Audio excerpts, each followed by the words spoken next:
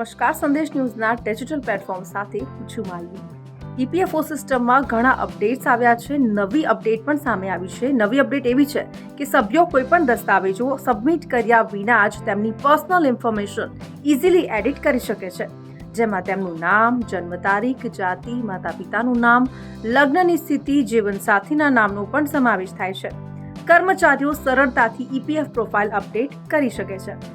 EPFO તેના સભ્યોને રાહત આપવા અને અપડેટ પ્રક્રિયાને ઇઝી બનાવવા માટે નિયમોમાં ફેરફાર કર્યો છે.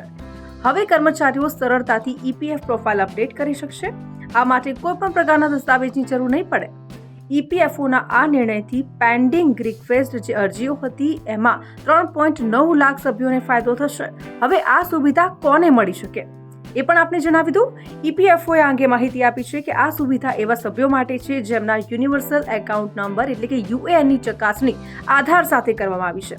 આ પ્રક્રિયાનો ઉદ્દેશ્ય ફરિયાદો ઘટી જાય અને પેન્ડિંગ અરજીઓનો પણ ઝડપથી નિકાલ થઈ જાય એ જ છે. અગાઉ ફેરફાર માટે એમ્પ્લોયર પાસેથી ચકાસણી જરૂરી હતી, જેમાં લગભગ 28 દિવસનો સમય પણ લાગતો હતો.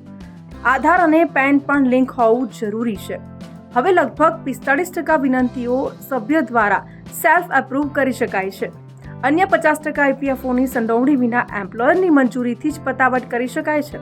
જોકે આ માટે સભ્યોએ ખાતરી કરવી પડશે કે તેમના આધાર અને પેન ઈપીએફ ખાતા સાથે જોડાયેલા હોય, કારણ કે તે કોઈ પણ અપડેટ અથવા ઉપાડ માટે જરૂરી છે, ફરજિયાત છે.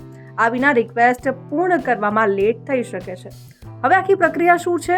પીઆઈબી મુજબ હાલમાં સભ્યો દ્વારા દાખલ કરાયેલી લગભગ 27% ફરિયાદો પ્રોફાઇલ અને કેવાયસી મુદ્દાઓને લગતી છે. એવું માનવામાં આવે છે કે નવી પ્રક્રિયા આ ફરિયાદોમાં ઘટાડો કરશે. પ્રોફાઇલ ફેરફારો માટે સભ્યોએ દસ્તાવેજો સબમિટ કરવા અને એમ્પ્લોયની મંજૂરીની રાહ હવે નહીં જોવી પડે. આ માટે યુએએનને આધાર સાથે લિંક કરવું જોઈએ.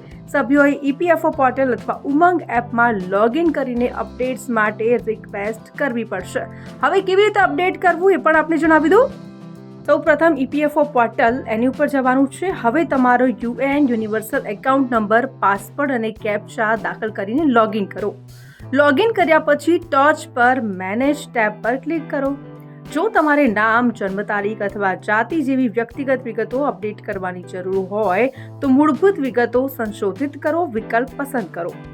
તમારા આધાર કાર્ડ મુજબ જરૂરી માહિતી યોગ્ય રીતે ભરો. ઈપીએફ અને આધારમાં વિગતો સમાન હોવી જોઈએ.